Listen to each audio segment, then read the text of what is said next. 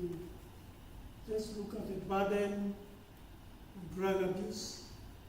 It's a heavy burden globally, regionally, and even nationally in our country, including our county mayor.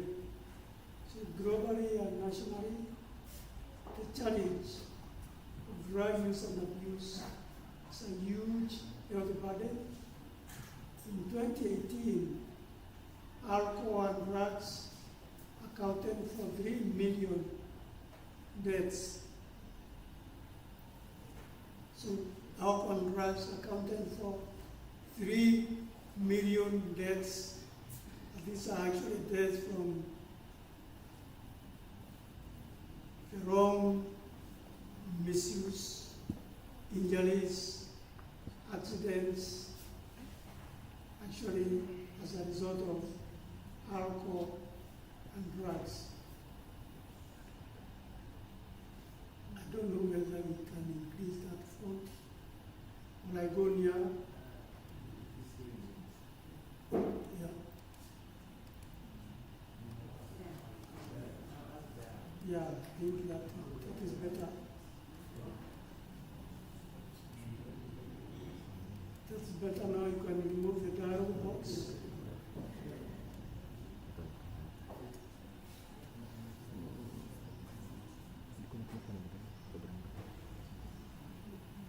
Hello, technologies.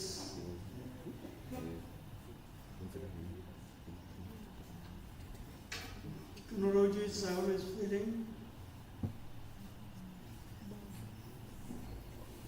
So I have received alcohol and drugs accounted for 3 million deaths from harmful use of alcohol and overdose from narcotics. Another 2.2 million people became disabled due to accidents and injuries resulting from harmful use of drugs. This is a survey by the World Health Organization or the WHO. In Kenya, a study carried out by Nakanda. Nakanda is the authorized body that is dealing with the drugs control in Kenya today. And they conducted a survey in 2016 which revealed that, sorry, you can hear me now?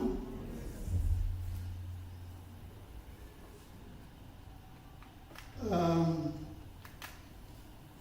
think now that my voice is clear, I'd started by saying globally and nationally, the challenge of drug abuse, drug use and abuse is a huge health burden. It's also a development burden. In 2018, alcohol and drugs accounted for 3 million in deaths, and due to from harmful use of alcohol and overdose from narcotics. Another 2.2 million people became disabled due to accidents and injuries resulting from harmful use of drugs. That is the WHO. I think we have seen Kenyans getting bribed due to use of methanol. Alcohol was supposed to be ethanol alcohol, which is supposed to be fermented. But we are using methanol, which is industrial. The body doesn't know how to process methanol. So globally, we have lost 2.2 million people due to such. Sorry, we lost 3 million, but there are 2.2 were disabled. In Kenya, I've said in Kenya, a study carried out by Nakanda in 2016, it revealed that up to 12.2% of the population, you can imagine a population of 50 million, if 12.2% are lost to drugs, what chunk of the population is lost? A huge chunk of our population, and these are people between 15 to 65 years who are lost. If any of us took a transact walk, I don't think anybody needs to preach so much about drug abuse in Kenya, in Meru. If you walked around in the marketplaces, in the slums, go to Majengo, go to Mjini, go to Shauriako, you'll understand what is happening. Go to the marketplaces, you see how our young people, idlers, they are so many, and they roast to alcohol, banga, cocaine, tobacco. So you confirm those claims, and the question is, what are we doing about it as a church, as a community, as families, as individuals? Are we doing something about it? Are we talking to young people? I believe we are doing something about it.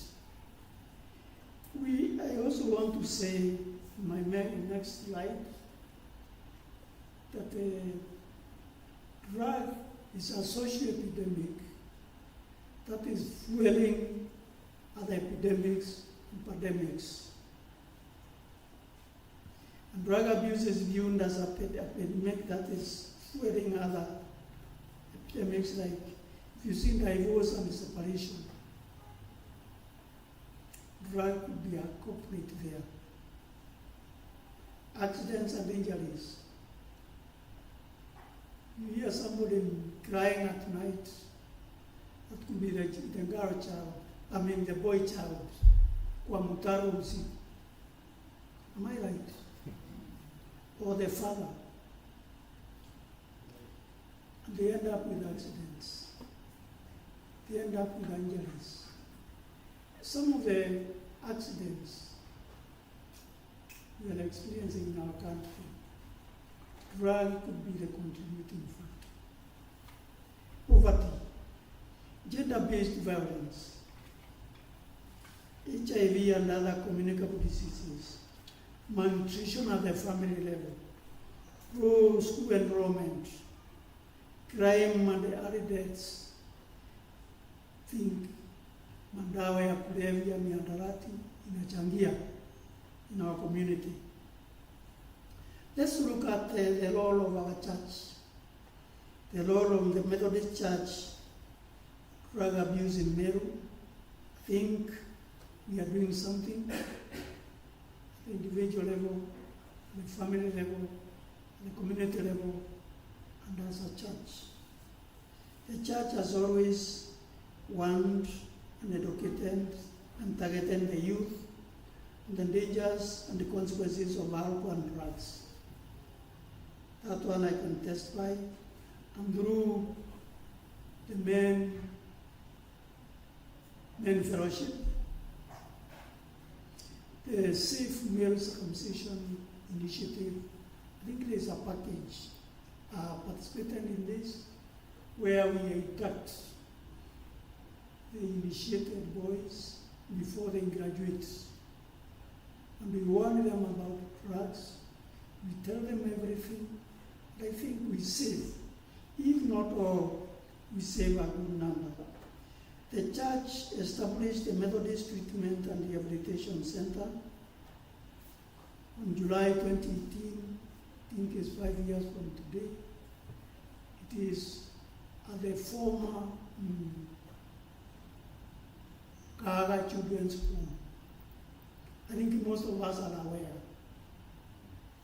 We have a rehabilitation center there, affordable, the cheapest in the region.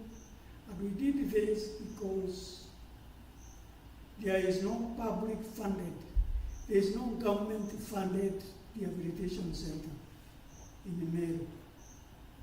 So currently we have around 32 clients admitted, And ever since we started, we have admitted 441.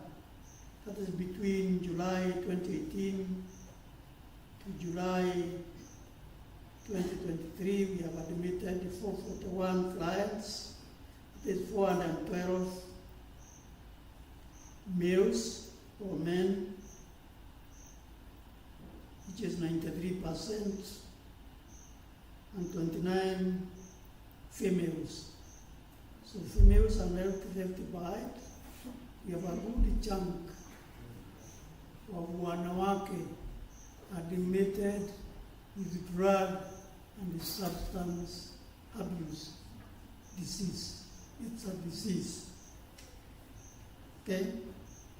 So I think as a church we are doing a lot, and the US as a community member, as an MCK member, please defer the affected. Ndio wale ambayo unaangalia unaona wamewezwa na pombe, wamewezwa na bangi, wamewezwa na tumbako, wamewezwa, watume. We shall manage them and discharge them back to the community when they are healed and ready to be integrated back to the community. I'm saying we because I'm a founder member and I'm a BOG member there, or BOM member. What is a drug then? Drug is any substance that changes a person's mental, physical state, or your level of consciousness. Anything that will alter your physical or mental consciousness or alertness is a drug. The prolonged use of psychotropic drugs may lead to physical or psychological dependence. An overdose of any drug may also lead to brain damage or deaths. That's why we have said in 2018 we lost 3 million people, and that 2 million were disabled. Drug abuse is the excessive, maladaptive, or addictive use of drugs for non-medical purposes, despite the social, psychological, and the physical problems that may arise from such use. We have seen somebody is arrested, they are jailed because of being found in possession of marijuana or illegal alcohol use, sangha, musa, but they continue doing it. So addiction is a disease, it's a problem, and despite the social, physical, even accidents, people break bones while drunk, people get head injuries while drunk, people fight, people are beaten. And despite all those consequences, because of the addictive nature of drugs they continue using, let's define the drug addiction, which is also called substance use disorder. It's a disease that affects a person's brain and behavior and leads to inability to control the use of the drug or substance despite the physical, social, or legal consequences as I have explained. Let's look at the commonly abused drugs. We have 4 commonly abused drugs, though currently we have over 100 types of addictive substances. We call them substances because some are neither alcohol or narcotics, people combine so many things to become intoxicated. People combine the mortuary drugs, formalin. People combine alcohol, methanol, ethanol, even what the liver cannot process. They still combine and get drunk. Some will end up with blindness, permanent blindness. Others will die. You have seen this. Yes. So we have alcohol. These are wines, spirits, local brews like changa, busa, etc. And there are many, many types. There are more than I can mention or define here. You know that. We are part of the community. And we are seeing what is happening around. We have tobacco used through inhalation, sniffing, chewing, and smoking. And in Meru we have the burden is heavier because there is some level of social acceptance of some of these drugs. Alcohol from the landlord, it was authorized, socially accepted for old men. But today, it has gone to boys as young as 10 years. It was reserved for old men. Okay. But who is taking alcohol today? Not even the old men. It is our boys as young as 10 years. So I don't know where we're heading to. So we also have tobacco which is cultivated in Meru, in Gaito, in other areas. We need to keep on discouraging and condemning it. We need to name it. We also have Mira.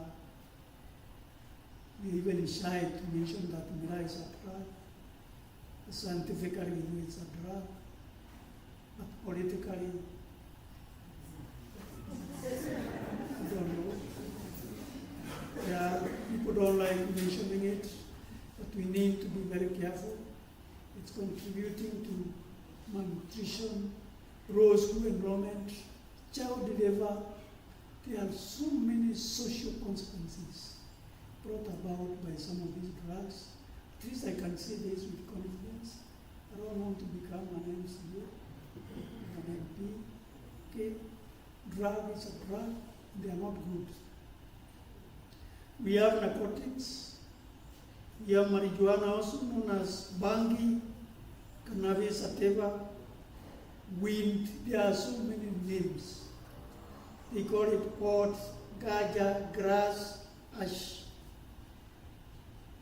Instead of calling it marijuana, they call it Mary Jane so that they can use their jargon right under your nose and you need to know what they are discussing. Used through smoking, inhalation, eating, and even chewing. And we have the new challenge, that is the narcotics, the cocaine and heroin from the opium, the coca leaves. They also consumed through oral, intravenous, intramuscular injections, or inhalation. Maybe I need to talk about the science of drug addiction.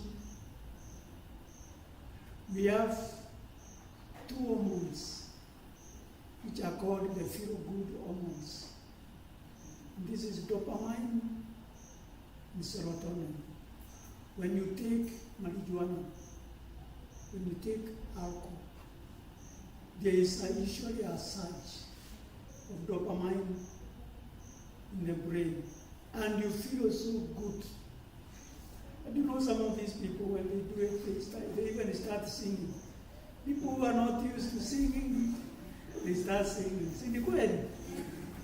So, and because of the rewards to the brain, when the drug level goes down, you feel you want to take another dose so that you can feel good. But we forget that you can release your level of dopamine with any other thing that gives you happiness. Even in Yamachoma, can release your level of dopamine. Even a nice meal, even dancing the way we were dancing here, will release your level of dopamine. It doesn't have to be alcohol. It doesn't have to be marijuana. It doesn't have to be narcotics. Okay? So dopamine is the feel-good hormone, which is also a neurotransmitter. It may not be possible to explain all this. Please read it at your own time. It gives you a sense of happiness and pleasure. When you take a drug, it produces intense euphoria or happiness. You also produce much larger surges of dopamine, powerfully reinforcing the connection between taking the drug and the powerful feel-good effect. The sharp rise in dopamine will teach or train your brain to always seek addictive drugs at the expense of other healthy goals and activities in life. The addict mind is therefore now preoccupied with where do I get to the next drug.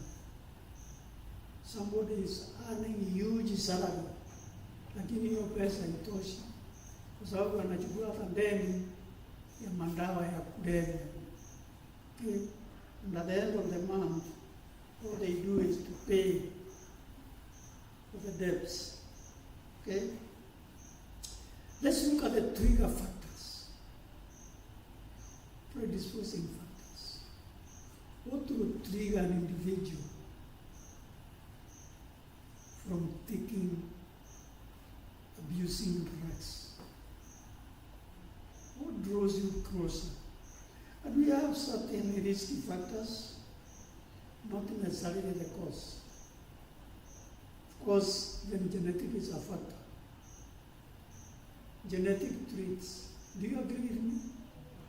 We have seen it in families. Somebody is named Kenyua after somebody who was.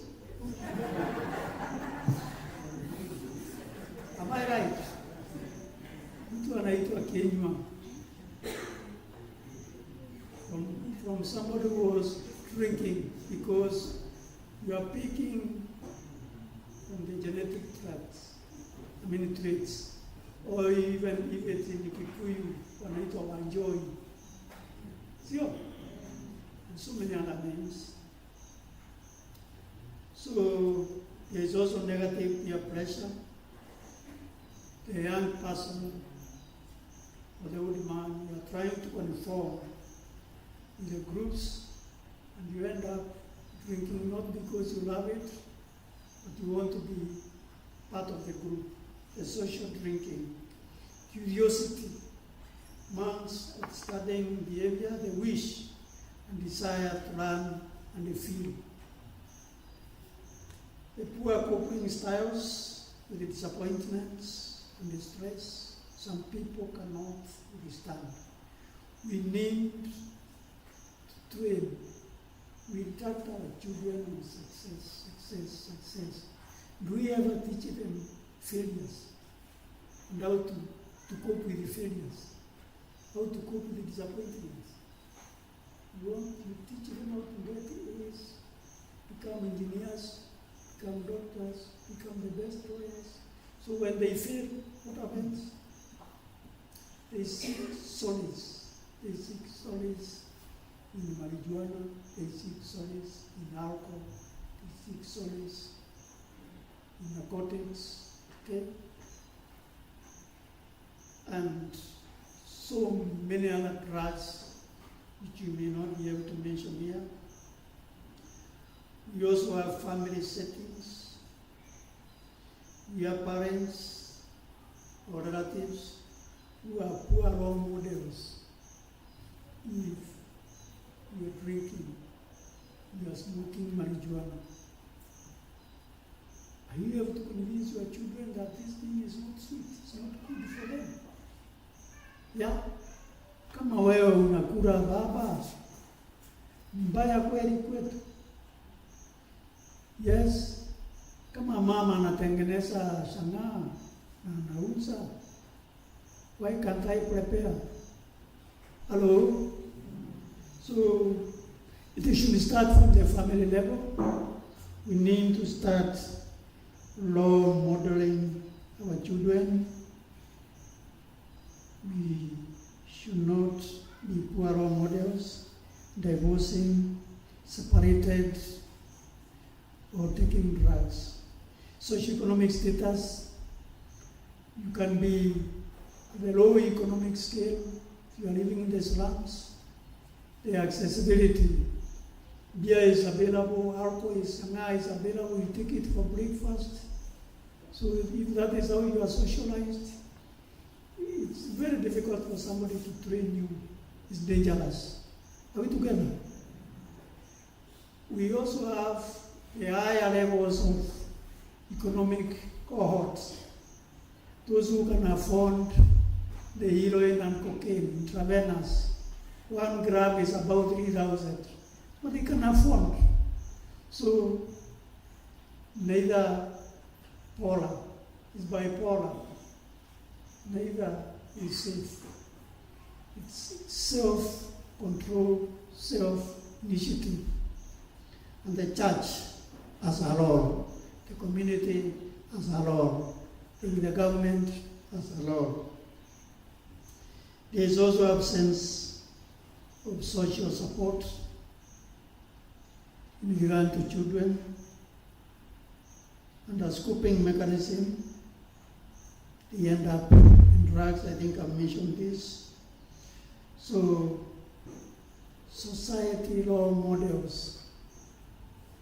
If you don't see good people who can carry the integrity of the church, the integrity of the community, please be one. Be one. You may not have enough. Okay? Let's look at the consequences. The consequences or the effects of drug abuse. And as I said when we started, we have broken families, separation, divorce, dysfunctional families. I think we have witnessed this. We have seen this, where both mom and dad are fighting every day, quarreling every day. They are not living together. Okay? As part of coping mechanism, children end up in drugs, and the consequences is a permanently broken family or a braided family. Okay? Baba ako na watoto wake, mama ako na wake, na sisi tuko na wetu. You have seen these braided families. Yeah. Health-related challenges or consequences like the liver damage, mental disorders, or drug-induced psychosis. You have seen them. HIV and other STIs. Not forgetting absenteeism from work.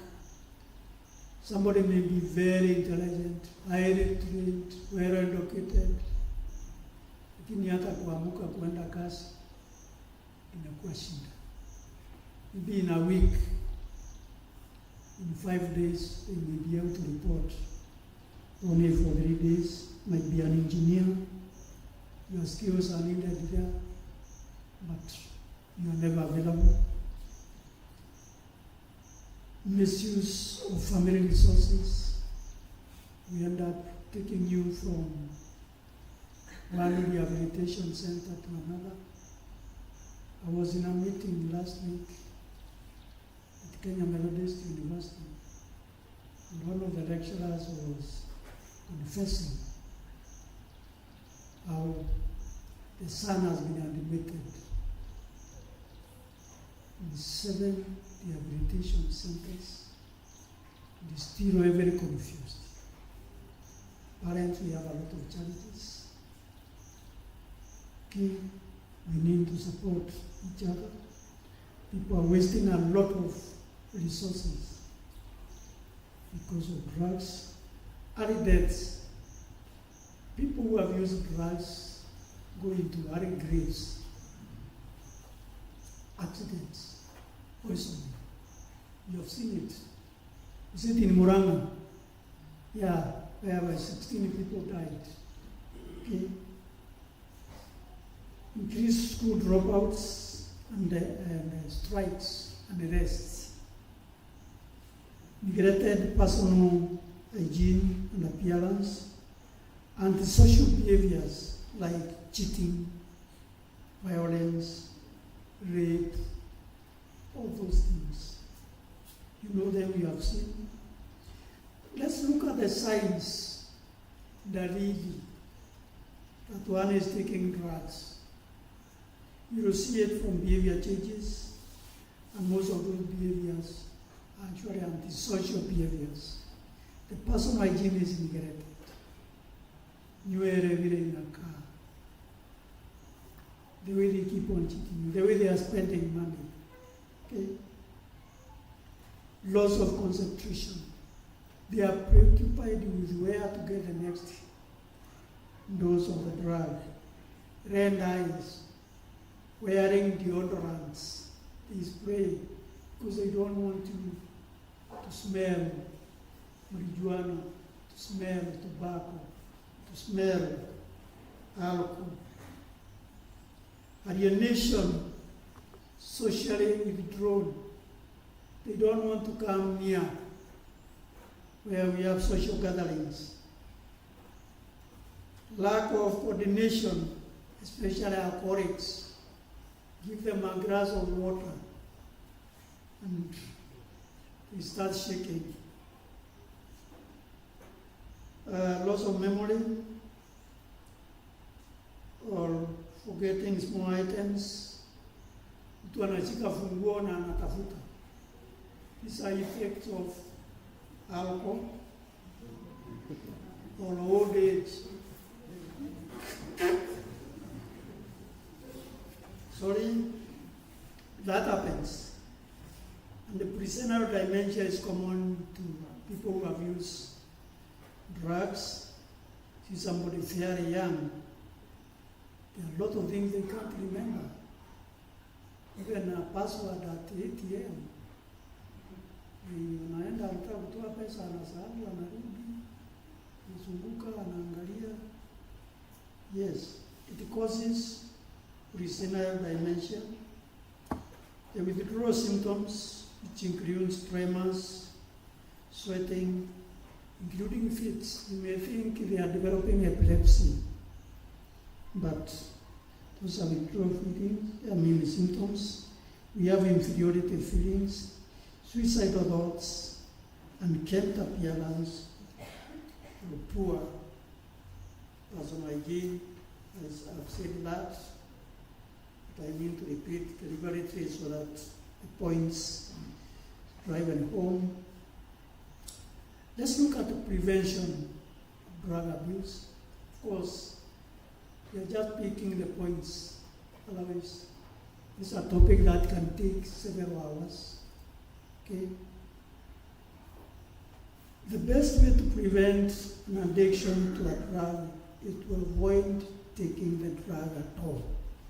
So for the young people, please, there's one thing, don't touch, don't try. Because once you are addicted, okay, moving out of it, it's a huge challenge. Educate and encourage people that drug-free life is healthier, better, and happier, especially the youth. Creating awareness on dangers of substance abuse. We have at the Methodist Treatment and Rehabilitation Center, we have people we send to Aero TV nearly every week, and we have a community outreach team. Work in collaboration with administration and law enforcement agencies to eradicate drugs, to enforce the law, okay, so that we don't have alcohol being sold at every kiosk like it was during the Nyayo era. There was beer as cheap as 5 shillings, packaged in a polythene paper, so anybody could afford, anybody could access. That was very dangerous. I think that one has been banned. Avoid risky situations and environments, including friends. If you are an addict and you want to recover, please, you must change your friends. You must change your friends. Stay persistent to non-drug abuse. Strengthen involvement in productive activities like sports. As for the youth, encourage people to go to church for spiritual teachings and nourishment. Otherwise, you create a void in your life, gap, you will fill it with beer and other narcotics or other drugs. Let's see how we can assist those affected by drugs. Create drug abuse anonymous support groups, like we have one at the Methodist Treatment Center. We have a Narco Anonymous club for those who have recovered and those who are abusing, so that those who have recovered serve as a motivation for those who are abusing. The people should be free. There should be no stigma. We should be able to initiate even clubs and groups for people who are recovering from marijuana, from narcotics, and all that. Because our society is growing. We cannot shy out forever. Visit and encourage rehabilitation centers like our Methodist, pastoral care and counseling for those affected. Target youth in and out of school with the messages that it is possible. Are we together? Avoid negative peer pressure as much as possible. Convey positive messages that with faith and determination, even stopping drug abuse is possible.